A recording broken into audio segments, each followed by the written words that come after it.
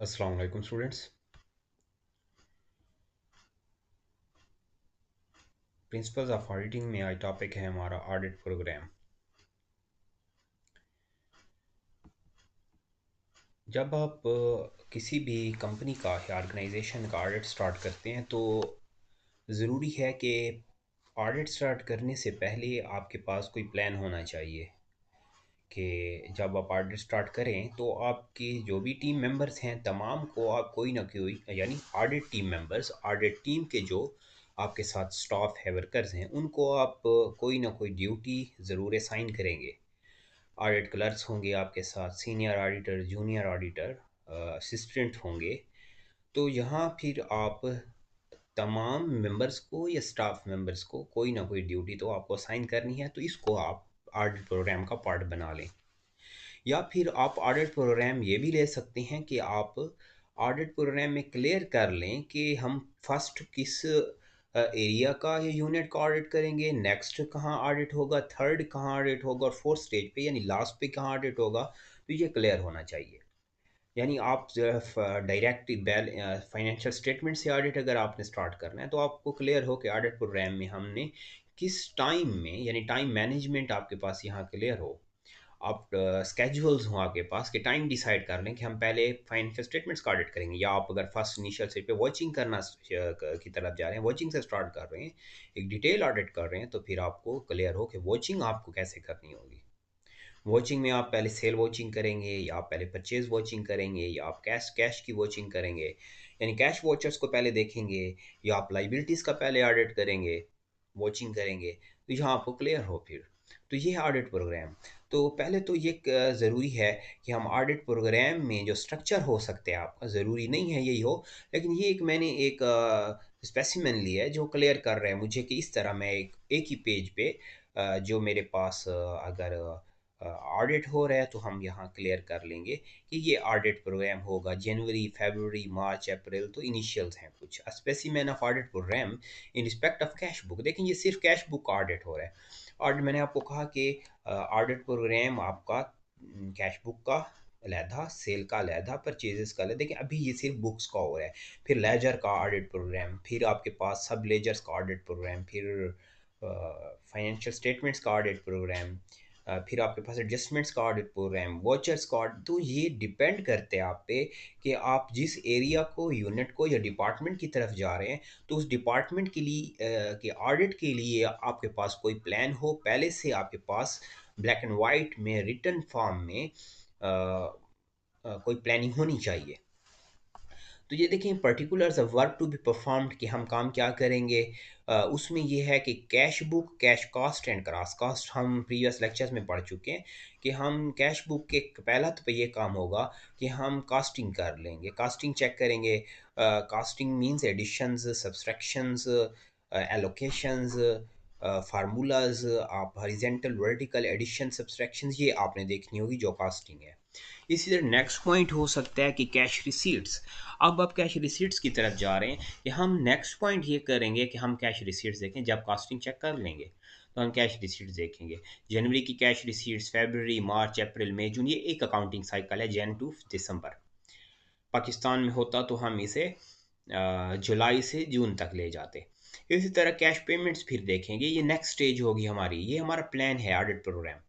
Audit programme है हमारा कि हम जब ऑडिट कर रहे हैं तो हम किस तरह इसको मैनेज करेंगे, क्या क्या एक्टिविटीज़ हमें करनी होंगी। ये वर्कर बेस भी हो सकता है, या एक टीम को आप ऑडिट प्रोग्राम सिर्फ दे दें, कुछ मेंबर्स को ऑडिट प्रोग्राम दे दें जो सिर्फ कैश कर रहे हैं, कैश बुक का ऑडिट करने की तरफ जा रहे हैं। कुछ मेंबर्स को आप ऑडिट प्रोग्राम दे दें जिनका काम होगा कि वो मैं कह सकता हूँ कि सेल की तरफ जा रहे हैं, कुछ एक्सपेंसेस को करेंगे, कुछ एसेट्स को देखेंगे, कुछ करंट को, कुछ फिक्स को। तो ये डिपेंड करते हैं आप पे as a senior auditor, as a senior boss कि आप किस तरह ऑडिट करवाना चाह रहे हैं या कैसे ऑडिट स्टार्ट करें। But depends upon your audit programme. Check bank statement. अब हम ये काम करेंगे नेक्स्ट कि हम बैंक स्टेटमेंट्स को चेक करेंगे एंड बैंक रिकन्सिलेशंस। आप पढ़ चुके हैं बैंक रिकन्सिलेशन स्टेटमेंट। तो बैंक रिकन्सिलेशन स्टेटमेंट आपने चेक करनी होगी, जो नेक्स्ट स्टेज होगी आपकी। अब बैंक रिकन्सिलेशन स्टेटमेंट बताएगी कि बैंक बैलेंसेस क्या कह रहे हैं और आपके जो अकाउंटेंट रिकॉर्ड्स हैं, आपके कंपनी रिकॉर्ड्स हैं कैश के, ये क्या कह रहे हैं। अगर कोई मिस स्टेटमेंट्स हैं उनको रिकंसाइल किया गया है, तो क्या रीजंस थे, क्यों मिस स्टेटमेंट्स आ रही थी, क्या एरर थे या कहीं फ्रॉड तो नहीं हो रहा, तो ये आपने काम दे करना होगा। इसी तरह ऑडिट प्रोग्राम हो सकता है कि check posting into the ledger, general ledger, subsidiary ledgers. अब आप क्या कर रहे हैं कि हाँ, हम लास्ट में ये काम करेंगे कि जब बुक्स का हम ये काम चेक करने के बाद देखेंगे क्या इन बुक्स के बैलेंसेस को जनरल लेजर क्या किए गए और जनरल पोस्टिंग की गई जनरल से लेजर, और जनरल और सब्सिडियरी लेजर्स का मैचअप आप करेंगे।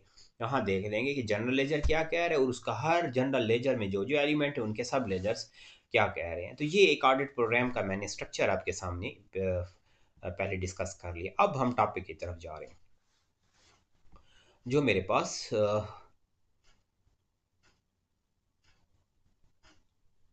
ये फर्स्ट स्लाइड है, जो है ऑडिट प्रोग्राम। अब ऑडिट प्रोग्राम में देख लें कि an audit programme is a written scheme of exact details of the work to be done by auditor and his staff in connection with a particular audit. अब आप audit जब कर रहे हैं तो उसके लिए आपके पास जो भी काम आपने करना है उसकी एग्जैक्ट डिटेल आपके सामने हो। रिटर्न स्कीम आप कह सकते हैं कि return schedule related with your audit और work of audit to be done, कि जो काम आप करने जा रहे हैं उससे रिलेटेड आपके सामने एक प्लान आप बना लें, ऑडिट प्रोग्राम बना लें। It is generally contained in the audit notebook and is invariably in black and white. ये ज़रूरी है कि प्रिंटेड फॉर्मेट में हो, रिटर्न होना चाहिए, वर्बल तो नहीं चल सकता। A space is also provided in audit program against each item the work to be done so that each audit clerk responsible for any portion of the particular work may put down his signature or initial। तो ये भी ज़रूरी है audit programme में। ये depend करता है कि काम की नोयत क्या है, साइज़ क्या है, नेचर क्या है आपके वर्क की, उसको देखते हुए आप ऑडिट प्रोग्राम का स्पेसिमन स्ट्रक्चर सेट करेंगे। तो यहाँ ज़रूरी है कि आप फ्लेक्सिबिलिटी प्रोवाइड करें, कुछ स्पेस प्रोवाइड करें सिग्नेचर्स के लिए भी, या आप कह सकते हैं कि अगर कोई एडिशनल इन्फॉर्मेशन हो और ऑडिटर उसको ऐड करना चाहे, आपके टीम मेंबर्स जो वो काम कर रहे हैं रिलेटेड एक्टिविटीज़ से, एक्टिविटीज़ रिलेटेड, तो वो आप ज़रूर कोई इशू से स्पेस दें ताकि ऑडिटर आपके टीम मेंबर्स एडिशनल कोई इन्फॉर्मेशन हो तो ऐड अप कर सकें। An audit program is prepared for one audit. The detail of the audit program will depend upon adequacy or otherwise of the system of internal control, special provisions of memorandum and article of association affecting the duties of an auditor and the nature of business, etc. एक audit programme अगर आपने बनाया है तो वो उसी audit के लिए होगा, नेक्स्ट ऑडिट के लिए आप उसे यूज़ नहीं करें, क्योंकि नेक्स्ट ऑडिट जब भी आएगा तो अकाउंटिंग जैसे पीरियड चेंज होता है तो उसके साथ आप देखते हो काफ़ी अकाउंट्स ऐसे होते हैं जो या तो क्लोज हो चुके होते हैं या वो फर्दर पार्ट नहीं होते नेक्स्ट ईयर्स का, कंटेंट्स एंड वाइंड अप हो चुके होते हैं। तो इसीलिए एक ऑडिट प्रोग्राम एक ही ऑडिट में हेल्प आउट आपको करेगा और उसे यूज़ किया जाए। और दूसरा पॉइंट ये है कि ऑडिट प्रोग्राम आपका जो है वो ऑर्गेनाइजेशनल एडिकेसी पे, सिस्टम ऑफ इंटरनल कंट्रोल पे, या मेमोरेंडम ऑफ एसोसिएशन और आर्टिकल ऑफ एसोसिएशन को सामने रखते हुए बनाया जाए। जैसे मैंने आपको कहा कि क्या लीगल प्रोविजंस हैं, क्या लीगैलिटी है एक बिजनेस की, ड्यूटीज़ क्या है, नेचर क्या है बिजनेस की, बिजनेस का साइज़ क्या है, आप प्रॉफिट प्रॉफिट या नॉन प्रॉफिट सीकिंग बिजनेस की तरफ जा रहे हैं, सर्विस सेक्टर की तरफ जा रहे हैं, ये आपको देखना होगा। तो ये है ऑडिट प्रोग्राम। इसी तरह ऑडिट प्रोग्राम को अगर मैं कंसाइज वे में यहाँ डिस्कस कर लूँ तो कैसे आप प्रिपेयर करेंगे एक ऑडिट प्रोग्राम। पहला पॉइंट तो ये होगा कि audit programme must be developed with the care and skill, particular attention should be given to the following. पहले आप बिजनेस को ऑब्जर्व करें, बिजनेस की एक्टिविटीज़ देख लें, उसके इंटरनल कंट्रोल सिस्टम देख लें, आप किसी भी बिजनेस का memorandum association, articles of association, उसके प्रोस्पेक्टस मींस के तमाम एक स्ट्रक्चर बिजनेस का नेचर और साइज देखने के बाद आपको ऑडिट प्रोग्राम सेट करना होगा। आप फर्स्ट अटेम्प्ट में ऑडिट प्रोग्राम नहीं सेट कर सकते। जब तमाम डिटेल होगी प्रॉपरली आप बिजनेस को ऑब्जर्व करेंगे, उसको एग्जामिन कर लेंगे, तो फिर आप ऑडिट प्रोग्राम बनाएं। उसमें first point exact scope of duties of an auditor, हर एक मेंबर को, ऑडिटर को, स्टाफ को उसकी एग्जैक्ट ड्यूटीज असाइन कर देनी चाहिए, क्लियर हों। Book of original entry and ledgers in use, दूसरा पॉइंट ये होगा कि आप book of general original entry the general entries, general journal book, ये ओरिजिनल एंट्री है, इनिशियल बुक ऑफ अकाउंट्स आपके पास जो है ओरिजिनल बुक ऑफ अकाउंट, तो ये आप ज़रूर एक्वायर करें, इसको आप ऑडिट प्रोग्राम का पार्ट बनाएं। और लेजर्स जो इन यूज़ हैं, अकाउंट्स इन यूज़ हैं, कैश है, कैपिटल है, अगर सेल है, जो भी कंटेंट, जो भी कंपोनेंट्स यूज़ हो रहे हैं, अकाउंट्स ओपन है, तो ये तमाम लेजर्स भी आपको इनसे रिलेटेड ऑडिट प्रोग्राम होना चाहिए। थर्ड हो the system of book keeping implied. Third point पे आप जब भी ऑडिट प्रोग्राम बनाएं तो आप सिस्टम क्या चल रहा है बिजनेस का, इसको देखते हुए ऑडिट प्रोग्राम बनाएं। और system of book keeping implied and it's weaknesses if any, और अगर कोई वीकनेस है उसमें तो उसको भी ऑडिट प्रोग्राम में एड्रेस करना चाहिए। तो उससे रिलेटेड आपकी क्यूरीज फिर जा सकती हैं। System of internal check and the extent of its reliability. और फिर एक बिजनेस का इंटरनल चेक क्या है? चेक इंटरनल चेक कहा जाता है कि when work of one person automatically check by other, एक हायरार्की चल रही होती है, top management, middle management, lower level management. ये आपको देखना ज़रूरी हो ऑडिट प्रोग्राम में, इस पॉइंट का ख्याल करना होगा कि सिस्टम का इंटरनल चेक क्या है, और इंटरनल चेक को देखते हुए ऑडिट प्रोग्राम को सेट करें। Special provisions contain in legal documents. Legal documents जो हों बिजनेस की, उसको भी स्पेशल कंसिडरेशन में रखा जाए, जैसे पार्टनरशिप डीड्स हैं, मेमोरेंडम, एओए हैं, affecting the duties of auditor, जो ऑडिटर ड्यूटीज़ को इफेक्ट कर सकते हैं, तो ये भी ऑडिट प्रोग्राम में ज़रूर आप रखें। General nature and routine of the business. और फिर आप रूटीन चेकिंग जब आप करते हो, एक या टेस्ट चेक किया, कट ऑफ लगा लिया, रूटीन चेकिंग कर ली। रूटीन चेकिंग में ये है कि आप ऑडिट एविडेंस में आपको रूटीन चेकिंग भी हेल्प आउट करती है। आप गए हैं किसी बिजनेस में, वहाँ कैश में आपको एक्सेस तो नहीं मिल रही, तो कैश की रूटीन चेकिंग देख लें, सरप्राइज काउंट किया जा सकता है। एक बिजनेस का ऑपरेशनल रूटीन चेकिंग कर सकते हैं। एक बिजनेस की कोई भी एक्टिविटी किसी भी यूनिट या डिपार्टमेंट में आप रूटीन एक्टिविटीज़ को ऑब्जर्व करते हुए भी काफ़ी हद तक आप एविडेंस ले सकते हैं। तो ये 6 पॉइंट हैं जिनका आपको ख्याल रखना होगा, कंसिडरेशन में रखना होगा, कंसीडर करने होंगे ये पॉइंट्स कि जब आप ऑडिट प्रोग्राम सेट करें।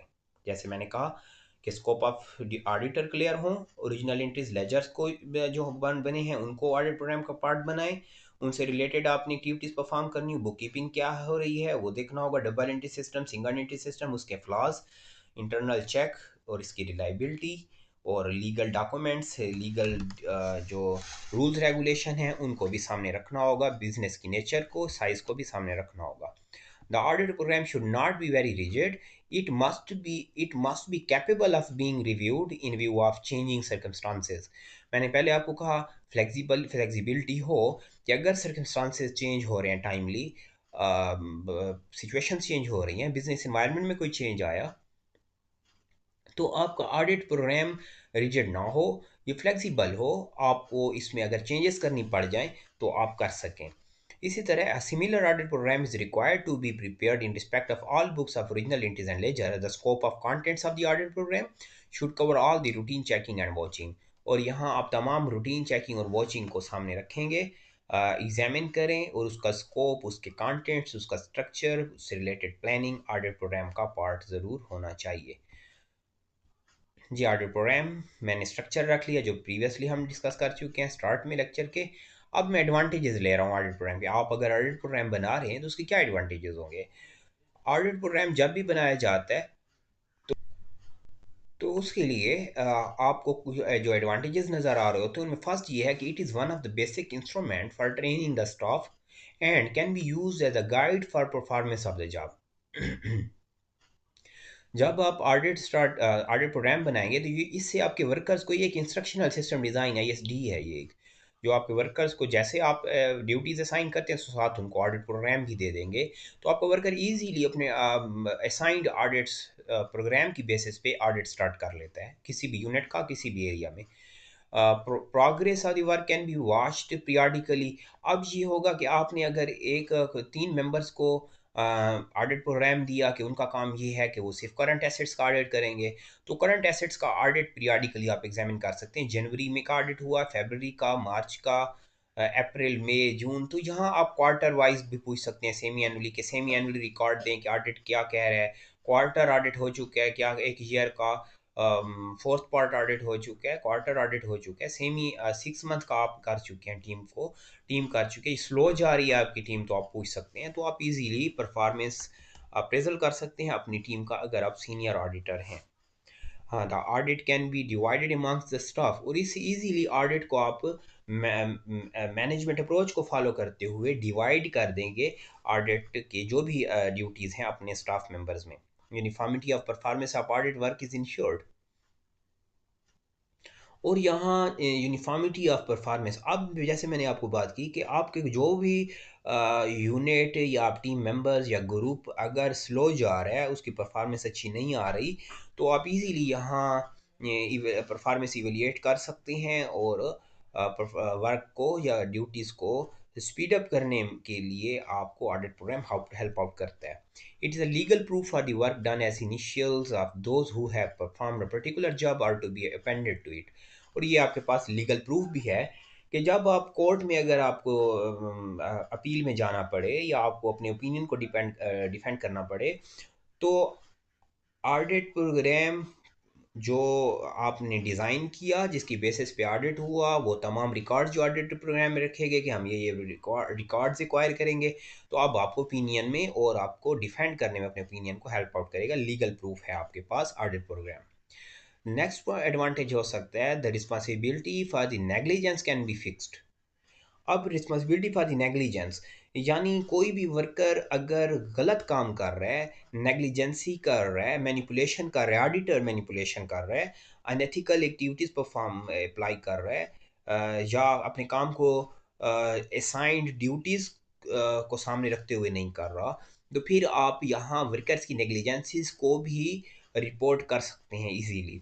ऑडिट टीम मेंबर्स की नेग्लिजेंसीज को रिपोर्ट किया जा सकता है, फिक्स किया जा सकता है। It extends useful help in supervising the work of staff. और इजीली आप as a senior auditor, senior member, अपने स्टाफ मेंबर्स का, ऑडिट टीम का जो भी काम जो कर रहे हैं वर्क या जो ऑडिट कर रहे हैं जिन यूनिट्स को, उनको सुपरवाइज कर सकते हैं।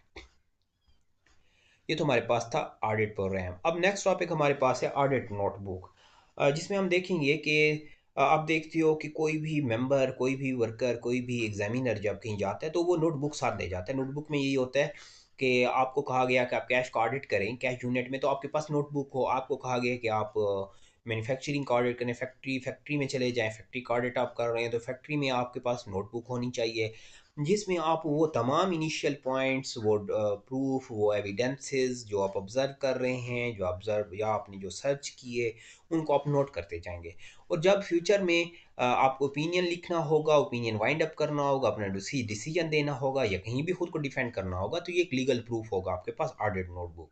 देखिए शॉर्ट टॉपिक है ऑडिट नोटबुक कि it is a book in which a permanent record is kept of the following. यहाँ परमानेंट रिकॉर्ड अवेलेबल होगा इस बुक में। आप ऑडिटर हैं, आपके पास एक ऑडिट नोट बुक होगी जिसमें आप वो तमाम रिकॉर्ड्स मेंटेन कर लें जो ज़रूरी समझते हैं आप, वो तमाम नोट्स यहाँ रख लें जो ज़रूरी समझते हैं आप, कि ये जैसे आप एक लेक्चर नोट कर रहे होते हैं, वो आपके पास एक नोटबुक होती है। इसी तरह आप ऑडिटर हैं तो आपके पास ऑडिट नोटबुक हो, ताकि फ्यूचर में आप जब ओपिनियन रख रहे हैं हेल्प आउट करे ये। तो audit notebook basically permanent record keeping है तमाम एक्टिविटीज से रिलेटेड जो आपने अपने ऑडिट टास्क में या आपने आप कह सकते हैं ऑडिट एक्टिविटीज़ में या रिस्पॉन्सिबिलिटीज़ में आपने जो परफॉर्मेंस की परफॉर्म किया। तो फर्स्ट मैं कह रहा हूँ ऑडिट प्रोग्राम ज़रूरी है कि ऑडिट नोटबुक में ऑडिट प्रोग्राम ज़रूर अवेलेबल हो, पहला पॉइंट। दूसरा है audit review notes. During the conduct of audit certain points do crop up which need further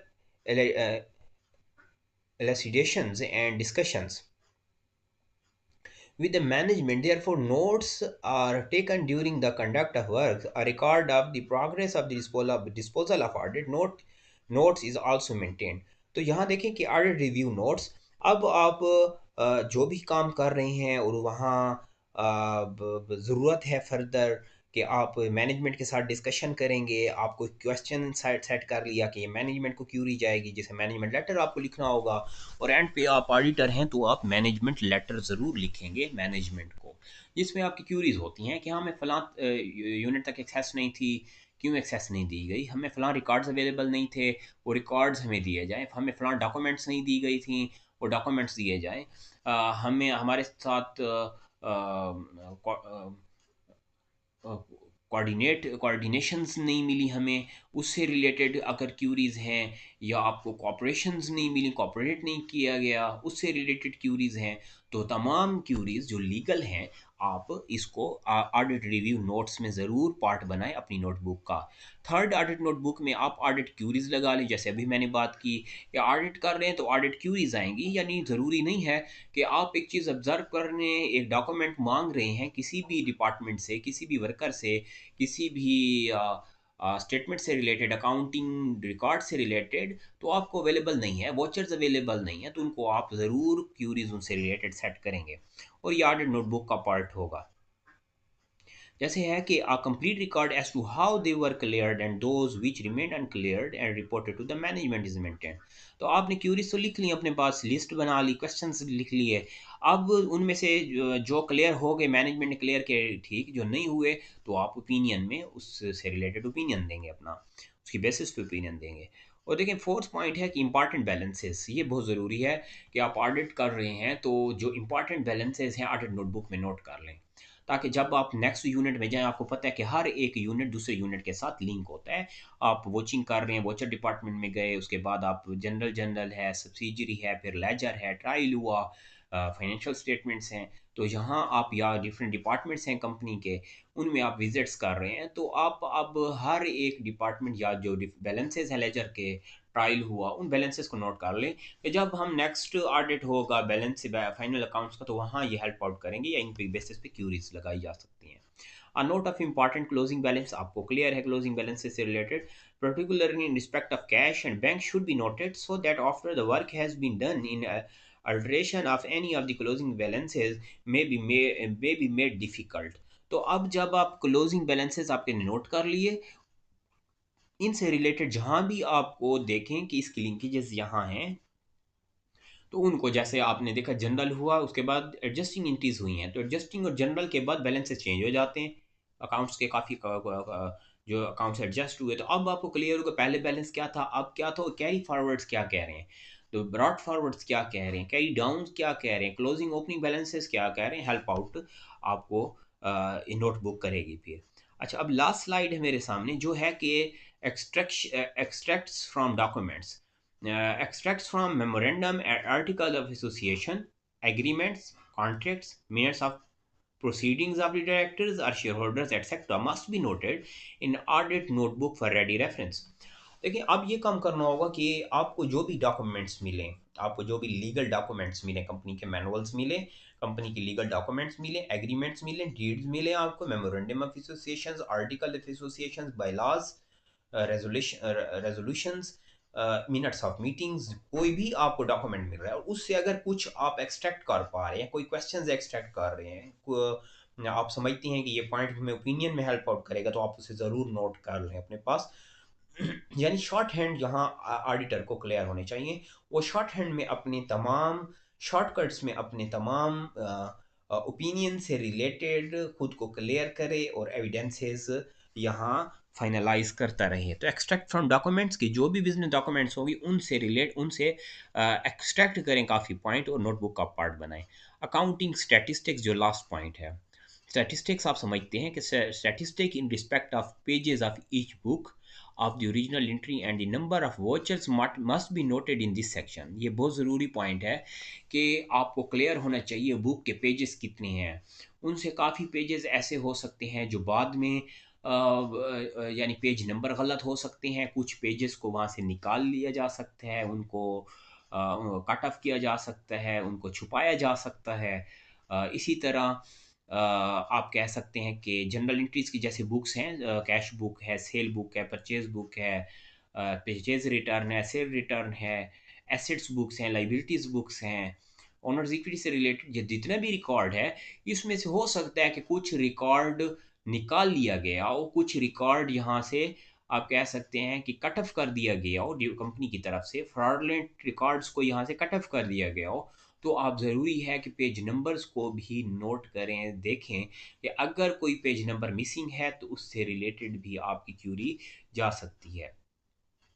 इसी तरह वोचर्स के साथ मैच करते जाएं, कौन कौन सी ट्रांस, जैसे हमने टिकिंग में पढ़ा कि वोचर मैचिंग करेंगे, आप वॉचिंग करेंगे कि जहां वोचर्स की मैचिंग हो रही है, ठीक नहीं हो रही, उन वोचर्स को डुप्लीकेट वोचर्स आ गए हैं, एक वोचर को डुप्लीकेट किया गया, दोबारा प्रेजेंट किया गया, बार बार प्रेजेंट किया जा रहा है डिफरेंट मंथ्स में या डिफरेंट टाइम्स में, तो आपको इससे रिलेटेड भी क्यूरी लगानी होगी ऑडिट नोटबुक में नोट कर लें। This serves two purposes. Firstly, it check on the staff so that they may not indulge in the wasting time. Secondly, it is intended to help the auditor for requesting for increase in the audit fee if comparison of accounting statistics of the present year with the previous one reveals that the quantum of work has gone up. अगर आपका time ज़्यादा लग जाते हैं, काम lengthy है, आपने जो ऑडिट आपको जितना टाइम के लिए हायर किया गया उससे ज़्यादा आप टाइम दे रहे हैं, तो आप फिर उसकी फ़ीस चार्ज करेंगे, ऑडिट फ़ीस चार्ज करेंगे क्लाइंट से, कंपनी से। If the notes have been properly taken in audit notebook, they might prove a great value to the auditor subsequently in case a suit is filed against him for negligence or misfeasance। लेकिन यही notebook आपको help out करेगी जाके जब आप court में present होंगे, जब आपके अगेंस्ट शेयर होल्डर्स या आपके अगेंस्ट क्लाइंट जाता है कोर्ट में, अपील करता है, उसको अपील का राइट होता है, अपील करता है, तो आप कैसे डिफेंड करेंगे खुद को? तो आपके पास नोटबुक आपको हेल्प आउट करती है, और जिसमें ऑडिट प्रोग्राम उसका पार्ट है नोटबुक का। ठीक है। The importance of such an audit notebook was emphasized by Lord Justice Vaughan Williams in the London and General Bank case. तो एक केस स्टडी है कि जब ये केस हो रहा था, जनरल बैंक केस था लंदन और wagon Williams in London and General Bank case. इस केस स्टडी को अगर आप एंड पे बुक पे अवेलेबल है, ये केस स्टडी बिल्कुल लास्ट पेजेस में आप देख सकते हैं बुक के कि केस स्टडीज़ हैं। तो यही केस स्टडी अगर आप देख लें तो यहाँ भी ऑडिट नोटबुक ने ही कि ऑडिट बुक नोटबुक में कुछ नेग्लिजेंसीज थी ऑडिटर की तरफ से, कि ऑडिटर ने अपनी नोटबुक को प्रॉपरली अथोराइज नहीं किया था और फर्दर एंड पे वो अपने ओपिनियन को डिफेंड नहीं कर सका। तो ये हमारे पास टॉपिक था आज का, जिसमें हमने ऑडिट प्रोग्राम और ऑडिट नोटबुक को डिस्कस किया है। तो कोई प्रॉब्लम इशू रहे तो आपने ज़रूर क्वेश्चन रेस करना है। Thank you so much. अल्लाह हाफिज़।